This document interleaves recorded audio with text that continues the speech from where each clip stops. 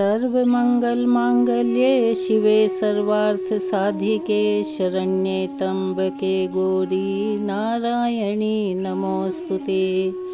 जय माता दी, जय हो माँ चंद्रघंटा की।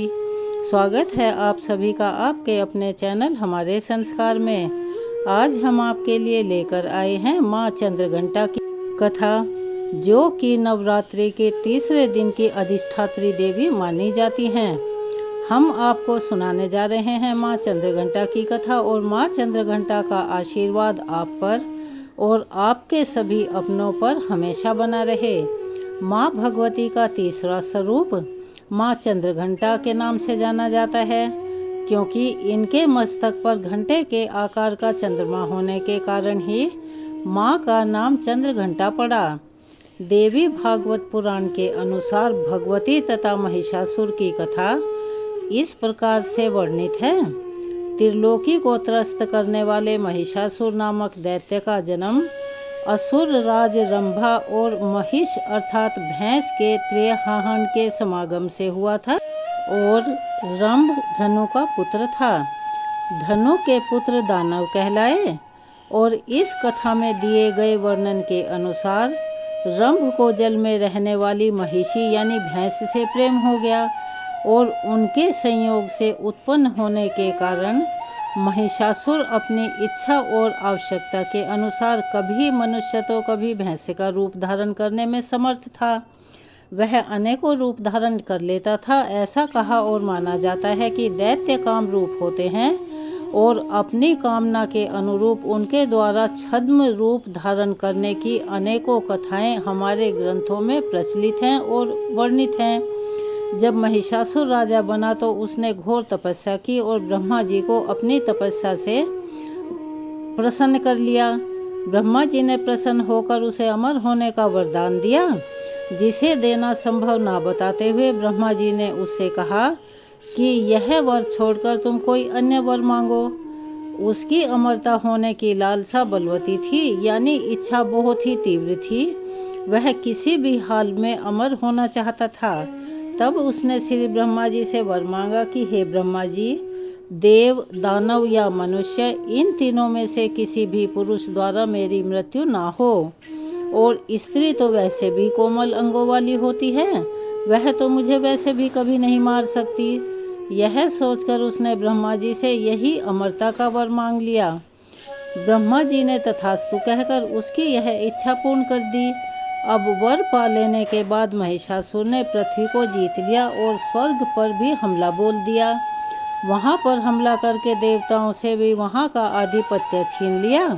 भय से व्याकुल देवतागण श्री ब्रह्मा जी के पास गए, क्योंकि उन्हीं के दिए हुए वरदान से वह दैत्य शक्तिशाली बन बैठा था। तब श्री ब्रह्मा जी ने सभी देवताओं को भगवान विष्णु की शरण में जाने की सलाह दी, और फिर श्री ब्रह्मा जी भी अन्य देवी देवताओं के साथ श्री विष्णु जी की शरण में जा पहुँचे और अपनी तथा उन सब की रक्षा और सहायता के लिए प्रार्थना की। फिर यहीं से देवी चंद्रघंटा के प्राकट्य की कथा शुरू होती है। देवताओं ने भगवान विष्णु से पूछा, हे नारायण, ऐसी कौन सी स्त्री होगी जो दुराचारी महिषासुर को रण में यानी के युद्ध में मार सके। तब भगवान विष्णु ने मुस्कुराते हुए कहा, अब तो एक ही उपाय है। यदि सभी देवी देवताओं के तेज से, सबकी शक्ति से, सबके अंश से कोई सुंदरी उत्पन्न की जाए तो वही वीर स्त्री मायावी मदोन्मत्त दुष्ट महिषासुर का वध करने में समर्थ होगी। इसीलिए केवल और केवल भगवती पराशक्ति से हमें प्रार्थना करनी चाहिए कि वह हमें सबके तेजांश सेवक तेजपुंज स्वर्ण रूपिणी नारी के रूप में प्रकट हों। उस नारी को हम रुद्र आदि सब देवता विविध प्रकार के शस्त्र आदि भेंट करें, तब विभिन्न शस्त्र आयुधों से सुसज्जित हुई वह तेजोमयी नारी उस पापी मद गर्वित दुरात्मा का वध अवश्य ही करेगी। उनके ऐसा कहते ही श्री ब्रह्मा जी के मुख से एक असह्य तेजपुंज निकला। सुंदर आकृति वाला वह तेज लाल रंग का था, और इसके बाद भगवान शिव के शरीर से भी महाप्रचंड तेज निकला, जो भयंकर रूप वाला पर्वत के समान विशाल और साक्षात दूसरे तमोगुण जैसा था, यानी वो पर्वत के रूप में जलता हुआ दिखाई दे रहा था। इसके बाद भगवान विष्णु के शरीर से सत्वगुण संपन्न नील वर्ण और अत्यंत दीप्तिमान दूसरी तेजो राशि प्रकट हो गई। और फिर इसके बाद देवराज इंद्र के शरीर से पूर्ण गोलाकार सर्वगुणात्मक तेज प्रादुर्भूत हुआ। कुबेर, यम, अग्नि, वरुण, कामदेव, चंद्र और अन्य देवताओं के शरीर से भी अतिशय प्रदीप्त तेज निकला। दूसरे हिमालय पर्वत के समान विशाल उस महादिव्य तेजो राशि से सभी के देखते ही देखते एक सुंदर और महान तेजस्विनी नारी वहाँ प्रकट हो गई। सभी देवताओं के शरीरों से निकला हुआ वह त्रिगुणात्मिका अर्थात सतोगुण, रजोगुण और तमोगुण से युक्त त्रिवर्णा अर्थात 3 वर्णों वाली, 18 भुजाओं वाली, उज्जवल मुख वाली, काले नेत्रों वाली, अपूर्व कांति से संपन्न स्त्री साक्षात भगवती महालक्ष्मी थी। असुरों का विनाश करने के लिए वे तब हजारों भुजाओं से सुशोभित हो गई। और इसके बाद देवताओं ने उन्हें अपने अपने शुभ भूषण और आयुध प्रदान किए। उन्हें विविध अस्त्र और वस्त्र भी प्रदान किए गए। जैसे क्षीर सागर ने लाल रंग के दिव्य वस्त्र तथा मणिमंडित हार, विश्वकर्मा ने करोड़ों सूर्यों के समान तेज वाली दिव्य चूड़ामणि, कुंडल, द्वे बाजूबंद, केयूर और तरह तरह के रत्नों से जड़ित कंकण यानी कंगन, वरुण ने सदैव खिले रहने वाले कमल पुष्पों की वैजंतीमाला, हिमालय पर्वत ने विविध प्रकार के रत्न तथा सवारी के लिए सिंह, और अनेक देवताओं ने भी नानाविध अनुपम वस्त्र आभूषण प्रदान किए। सिंह पर सवार सर्व आभूषणों से सुसज्जित देवी शोभायमान लग रही थी। अब सभी देवों ने उन्हें और विविध आयुध प्रदान किए। भगवान विष्णु ने अपने सुदर्शन चक्र के अंग रूप से उत्पन्न सहस्त्र आधार वाला अत्यंत तेजोमयी चक्र प्रदान किया। ब्रह्मा जी ने गंगा जल से परिपूर्ण एक कमंडल, भगवान शंकर ने अपने त्रिशूल का अंगभूत एक शूल, वरुण ने अत्यंत उज्जवल मंगलमयी और घनघोर शब्द करने वाला शंख तथा पाश अग्नि ने मन के समान गति करने वाली एक शक्ति, यमराज ने अपने कालदंड से उत्पन्न हुआ एक दंड, त्वष्टा ने कोमोदुकी की गदा आदि प्रदान किए। यह सब दैत्यों को नष्ट करने में समर्थ थे। इस प्रकार सब आभूषणों से शस्त्र से सुसज्जित भगवती को देखकर सभी देवता बड़े प्रसन्न और संतुष्ट हुए और उन्हें आश्चर्य भी हुआ। फिर उन्होंने उन्हें नमन कर उनकी स्तुति करने लगे और उन्हें महिषासुर द्वारा दिए गए उपद्रवों, उत्पादों और त्रासों के बारे में बताकर उनसे विनम्र स्वर में रक्षा की प्रार्थना की। इंद्र आदि देवताओं द्वारा नमस्कृत्य और स्तुति किए जाने पर देवी भगवती ने उन्हें मंद हास्य से बिखेरते हुए कहा, हे देवगणों, भय का त्याग करो। उस मंदमती महिषासुर को मैं नष्ट कर दूंगी। संपूर्ण विश्व को मोह में पड़ा हुआ देखकर देवी ने अट्टहास किया और यह कहती हुई वे उठकर पुनः हंस पड़ी। इससे जो घोर शब्द गूंजा वह दैत्यों को भयभीत करने वाला था। उस शब्द से पृथ्वी कांप उठी, पर्वत हिल उठे, समुद्र में ज्वार उमड़ पड़े, सुमेरु पर्वत तक विचलित हो उठा यानी हिल उठा, दिशाएं गुंजायमान हो उठी और दैत्यों के दिल दहल गए। देवों ने भगवती की जय जयकार का उच्च घोष किया, जिसे सुनकर दैत्य भी भयभीत हो गए। महिषासुर ने भी सुना और सुनकर वह अत्यंत क्रुद्ध हो उठा और इस निनाद के विषय में पता लगाने का दैत्यों को आदेश देकर कहने लगा कि दैत्य हो या देवता, जिसने भी यह कटु शब्द किया हो उसे पकड़कर मेरे सम्मुख लाओ। अपने भेजे हुए दूतों से गर्जन करती हुई सुंदर किंतु भयभीत करने वाली नारी के बारे में जान लेने के बाद उसने अपने मंत्री को उस सुंदरी को साम आदि अर्थात साम दाम दंड भेद किसी भी उपाय से किसी भी प्रकार से वहां लिवा लाने के लिए भेज दिया। मंत्री के देवी के सम्मुख जाने और महिषासुर का संदेश देने पर देवी ने उससे कहा कि हे मंत्री श्रेष्ठ, मैं देवताओं की जननी महालक्ष्मी के नाम से विख्यात हूँ। सब दैत्यों को नष्ट करना ही मेरा परम कर्तव्य है, क्योंकि महिषासुर के अत्याचारों से पीड़ित और यज्ञ भाग से वंचित देवताओं ने उसे मारने की मुझसे प्रार्थना की है। अब तुम उस पापी से जाकर यह कहो कि यदि तुम जीवित रहना चाहते हो तो तुरंत पाताल लोक में चले जाओ। देवताओं को उनका आधिपत्य यानी कि उनका राज्य वापस कर दो, और अन्यथा मैं बाणों से तुम्हारा शरीर नष्ट भ्रष्ट करके तुम्हें यमपुरी पहुंचा दूंगी। मैं बिना किसी सेना के अकेले ही उसका वध करने यहाँ आई हूँ। मंत्री ने जाकर दैत्यराज महिषासुर को यह सारा संदेश कह सुनाया। दैत्यराज ने अपने साथियों के साथ सलाह की। उसके मुख्यमंत्री थे ताम्र, वाष्कल, असीलोमा, दुर्मुख, दुर्धर, दुर्मत, विरूपाक्ष, पिंडलाक्ष और चिक्षुर इत्यादि। इसके बाद ताम्र को अपने संदेश के साथ देवी के पास भेजा। ताम्र के वचन सुनकर हंसते हुए किंतु मेघ के समान गंभीर वाणी में देवी ने उसे उत्तर देते हुए कहा कि तुम उस मृत्यु के मुख पर खड़े हुई महिषासुर के पास लौट जाओ और उससे मेरी यह बात कह दो कि जैसे घास तिनके आदि खाने वाली तुम्हारी माता है, वैसे ही मैं उसके समान लंबी पूंछ, मोटे पेट और बड़े सींगों वाली भैंस नहीं हूँ। अतः स्वयं आकर युद्ध कर। यदि तुझे प्राणों से मोह हो तो अपने साथियों के साथ पृथ्वी और सागर को छोड़कर तुरंत पाताल लोक में चले जाओ। इतना कहकर देवी ने कल्पांत के समान घोर गर्जना किया, जिसे सुनकर दैत्यों के हृदय फट गए। ताम्र भयभीत होकर वहां से भाग खड़ा हुआ। ताम्र को इस प्रकार वापस आया देखकर महिषासुर विमूढ़ हो गया यानी क्रुद्ध हो गया। दुर्मुख और वाष्कल ने युद्ध की मंत्रणा करते हुए कहा कि हम जाकर युद्ध करेंगे। वे देवी के सम्मुख चले गए और उनसे महिषासुर को वर के रूप में स्वीकार करने की पुरानी बात कही। तब देवी के ललकारने पर उनका बाण वर्षा आरंभ कर दी और इस प्रकार भयंकर युद्ध प्रारंभ हो गया, जिसमें देवी ने दोनों को देखते ही देखते उनका वध कर डाला। तब सेनापति चिक्षुर अन्य दैत्यों को लेकर देवी के सम्मुख पहुंचा। वह भी अपनी दैत्य सेना के सहित मारा गया।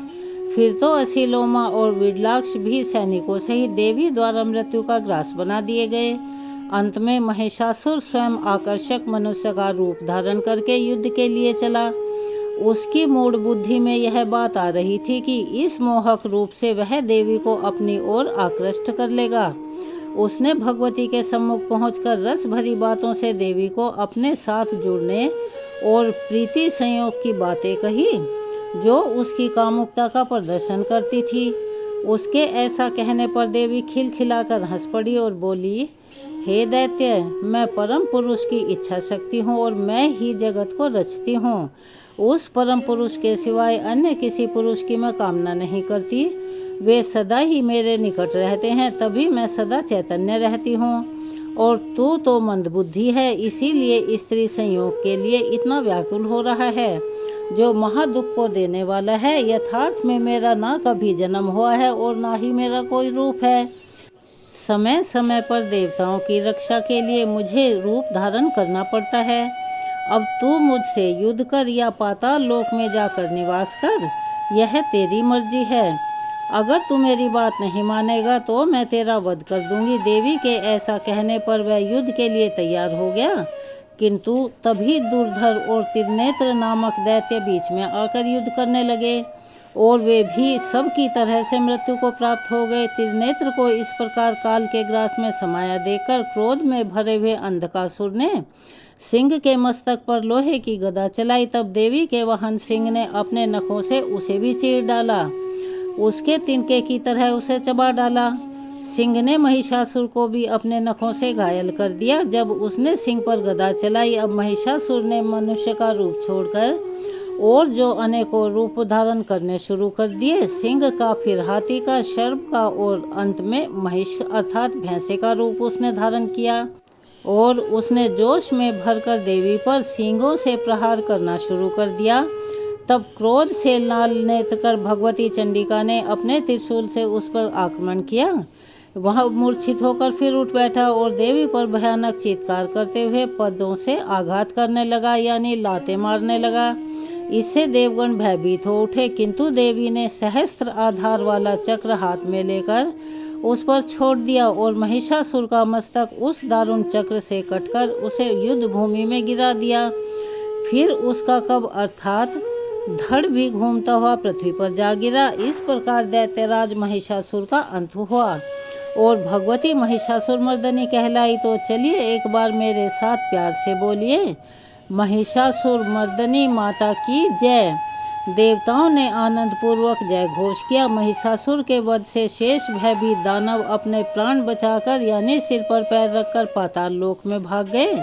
देव, मनुष्य और पृथ्वी के सभी प्राणी आनंद में मगन हो गए। देवताओं ने भगवती की स्तुति की और उनके द्वारा स्तुत होकर देवी वहीं से अंतर्ध्यान हो गई। माँ चंद्रघंटा के विषय में एक और कथा अति प्रचलित है।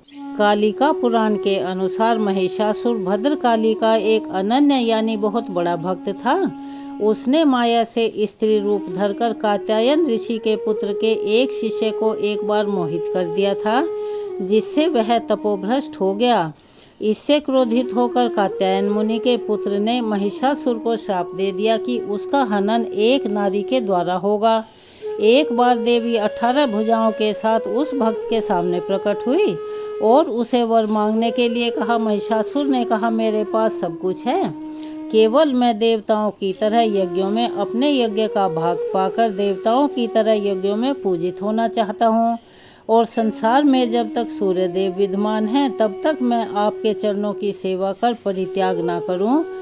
तब देवी माँ ने कहा कि यज्ञ भाग तो देवताओं के लिए ही अलग अलग कल्पित हैं और कोई भाग इस समय शेष नहीं है जो मैं तुम्हें दे सकूं। किंतु हे महिषासुर, मेरे साथ युद्ध में तेरे मारे जाने पर, तेरे निहित हो जाने पर तू मेरे चरणों को कभी नहीं त्याग पाएगा। मैं दुर्गा के स्वरूप में तुम्हारा और तुम्हारे साथियों का हनन करूंगी। कालिका पुराण में इस प्रकार देवी की कथा का वर्णन किया गया है। तब देवी उससे कहती हैं कि जहाँ कहीं भी मेरी पूजा होगी वहीं वहीं पर हे दैत्य, यह तुम्हारा शरीर भी पूजा के और चिंतन के योग्य होगा। इसीलिए देवी महिषासुर मर्दनी का चित्रण हमेशा महिषासुर के कटे हुए सिर के साथ ही दिखाया जाता है। अब हम आपको सुनाते हैं माता के 16 श्रृंगारों की बहुत ही अद्भुत, रोचक और मन को हरने वाली कथा। सृष्टि के प्रथम कल्प में एक बार मिथ्या देवी अपने पति अधर्म और भाई कपट के साथ मिलकर भूलोक पर घर घर जाकर अत्याचार फैला रही थी। लोभ ने अपनी दोनों पत्नियों को शुद्ध और पिपासा के साथ मनुष्यों का जीना दूभर कर दिया था। लोग एक दूसरे का धन, भूमि, पुत्री तथा पत्नियों का हरण करने लगे, यानी उन पर कब्जा करने लगे। चारों ओर व्यभिचार, अत्याचार फैल गया। अधर्म और मिथ्या देवी का शासन चारों ओर हो गया। प्रजा त्रस्त होकर त्राहिमाम करने लगी। तब सप्त ऋषियों ने महामाया परमेश्वरी की उपासना और कठिन तपस्या की। आदि शक्ति माता तब ऋषियों को उनकी तपस्या का फल देने के लिए प्रकट हुई। भूतल पर धर्म की स्थापना करने के लिए और अधर्म का नाश करने के लिए माता रानी ने अंश रूप में अपने शरीर से अग्निदेव और उनकी पत्नी स्वाहा देवी को, यज्ञ देव तथा उनकी पत्नी दीक्षा देवी को, और दक्षिणा देवी को, पितृदेव और उनकी पत्नी स्वधा देवी को, पुण्यदेव और उनकी पत्नी प्रतिष्ठा देवी को, सुशील देव और उनकी पत्नियों शांति देवी और लज्जा देवी को, ज्ञान देव और उनकी पत्नी बुद्धि देवी को, मेधा देवी, धति देवी को अपने शरीर से प्रकट यानी उत्पन्न किया और अधर्म तथा मिथ्या देवी की सत्ता को समाप्त करने का आदेश दिया। हजारों वर्षों तक बड़ा भीषण युद्ध चला, लेकिन मिथ्या देवी को कोई हरा नहीं पाया। यह देखकर माता परमेश्वरी ने अपने शरीर से पुनः वैराग्य देव और उनकी पत्नी श्रद्धा देवी और भक्ति देवी को वायुदेव और उनकी पत्नी स्वस्ति देवी और मोहदेव तथा उनकी पत्नी दया देवी को सुखदेव तथा उनकी पत्नी तंद्रा देवी और प्रीति देवी को तथा रुद्रदेव और उनकी पत्नी कालाग्नि देवी को अपने शरीर से उत्पन्न किया। फिर से उन सब के बीच भीषण युद्ध छिड़ गया। एक ही अक्षण में रुद्रदेव और उसकी पत्नी कालाग्नि देवी ने मिथ्या देवी तथा अधर्म और कपट को तथा उनके सभी साथियों को बंदी बना लिया। 1000 वर्षों तक बंदी गृह में मिथ्या देवी पड़ी रही और उसी कारागार में रुद्रदेव और उनकी पत्नी कालाग्नि देवी की तपस्या लीन रही। मिथ्या देवी की तपस्या से प्रसन्न होकर आखिरकार रुद्रदेव और माता कालाग्नि देवी प्रकट हुई और मिथ्या देवी को आशीर्वाद दिया। रुद्रदेव ने मिथ्या देवी को आशीर्वाद देते हुए कहा कि हे मिथ्या देवी, सतयुग में तुम अदृश्य रहोगी, त्रेता युग में तुम सूक्ष्म रूप में दिखाई दोगी और द्वापर युग में तुम आदि शरीर से रहोगी और कलयुग में तुम संपूर्ण शरीर से रहोगी। कलयुग में ही सर्वत्र तुम्हारा शासन होगा। तब माता कालाग्नि देवी ने मिथ्या देवी को आशीर्वाद स्वरूप कहा, हे मिथ्या देवी, हमारे शरीर के 16 श्रृंगारों का अंश रूप से धरती पर अवतरण हुआ है। तुम उनके पास कभी मत जाना, नहीं तो तुम वहीं पर भस्म हो जाओगी। देवी की बात सुनकर मिथ्या देवी ने हाथ जोड़कर पूछा, माते, आपके 16 श्रृंगार अंश रूप से कहाँ कहाँ पर हैं, कृपया बतलाइए तो सही। तब माता के कहने लगी कि हमारी आँख का काजल क्षीर सागर के रूप में है, हमारी मांग का सिंदूर शेषनाग का रूप धारण करके श्री विष्णु की शेष सैया बनकर क्षीर सागर में है, हमारे पांव का महावर वृक्ष रूप में कौशल देश में है। जब श्री विष्णु का राम रूप में अवतार होगा तब मेरे भक्त कच्छप का केवट रूप में जन्म होगा। केवट इसी वृक्ष को काटकर नाव बनाएंगे और उसी नाव से केवट विष्णु रूपी श्री राम जी को गंगा पार उतारेंगे। हमारे भाल की बिंदी गोकुल में गौ रूप में धारण करके लाखों की संख्या में श्री कृष्ण अवतार में श्री कृष्ण के साथ रहकर उनकी लीलाओं का रसपान करेंगी और हमारी चूड़ियाँ नदियों का रूप धारण करके सरयू नाम से जानी जाएंगी, जो श्री राम की लीलाओं का रसास्वादन करेंगी। हमारी पायल पीतांबर का रूप धारण करके हमेशा श्री कृष्ण के शरीर पर विद्यमान रहेंगी और हमारे पांव के जो बिछिए हैं वो मंदराचल पर्वत के नाम से जाने जाएंगे। अगले कल्प में सागर मंथन की लीला होगी जिसमें मंदराचल पर्वत मथानी यानी के रई बनेगा। हमारी नासिका की नथुनी ब्रह्मा जी का कमंडल है और हमारे कान के जो कर्णफूल हैं वो कुंडल का रूप धारण करके रुद्रदेव के कानों में विराजमान हैं और हमारे कमर की करधनी यानी के जिसे तगड़ी भी कहा जाता है बलराम के हल का फल बनकर असुरों का विनाश करेगी। इसीलिए हे मिथ्या देवी, तुम इनके पास भूलकर भी कभी मत जाना, नहीं तो तुम एक ही अक्षण में वहीं जलकर भस्म हो जाओगी। कलयुग में जो भक्त हमें 16 श्रृंगार अर्पण करके हमारी उपासना करेंगे उनके पास भी तुम कभी मत फटकना और कलयुग में इस प्रकार चारों ओर केवल तुम्हारा ही शासन होगा। मिथ्या देवी को ऐसा वरदान देकर माता और रुद्रदेव वहीं से अंतर्ध्यान हो गए। चलिए एक बार मेरे साथ प्रेम से बोलिए, आदि शक्ति भवानी की जय। और अब हम आपको सुनाने जा रहे हैं श्री दुर्गा चालीसा। चलिए एक बार मेरे साथ प्रेम पूर्वक श्रद्धा भाव से बोलिए, जयकारा शेरावाली दा बोल सांचे दरबार की जय। नमो नमो दुर्गे सुख करनी, नमो नमो अम्बे दुख हरनी, निराकार है ज्योति तुम्हारी, तिहूँ लोक फैली उजियारी। शशि ललाट मुख महाविशाला, नेत्र लाल भ्रुकुटी विकराला, रूप मातु को अधिक सुहावे, दर्श करत जन अति सुख पावे। तुम संसार शक्ति लय की ना, पालन हेतु अन्न धन दीना, अन्नपूर्णा हुई जगपाला, तुम ही आदि सुंदरी बाला। प्रलय काल सब नाशनकारी, तुम गौरी शिव शंकर प्यारी, शिव योगी तुम रोयस गावे, ब्रह्मा विष्णु तुम्हें नित्य ध्यावे। रूप सरस्वती को तुम धारा, दे सुबुद्धि ऋषि मुनि ने उबारा, धरो रूप नरसिंह को अम्बा, प्रकट भई फाड़ के खम्बा। रक्षा करि प्रहलाद बचायो, हरिणाक्ष को स्वर्ग पठायो, लक्ष्मी रूप धरो जग माही, श्री नारायण अंग समाही। क्षीर सिंधु में करहि विलासा, दया सिंधु दीजे मन आशा, हिंगलाज में तुम्ही भवानी, महिमा अमित न जात बखानी। मातंगी धूमावती माता, भुवनेश्वर बगला सुखदाता, श्री भैरव तारा जगतारणी, छिन्न भाल भव दुख निवारणी। केहरी वाहन सोह भवानी, लांगुर वीर चलत अगवानी, कर में खप्पर खड़ग विराजे, जाको देखी काल डर भाजे।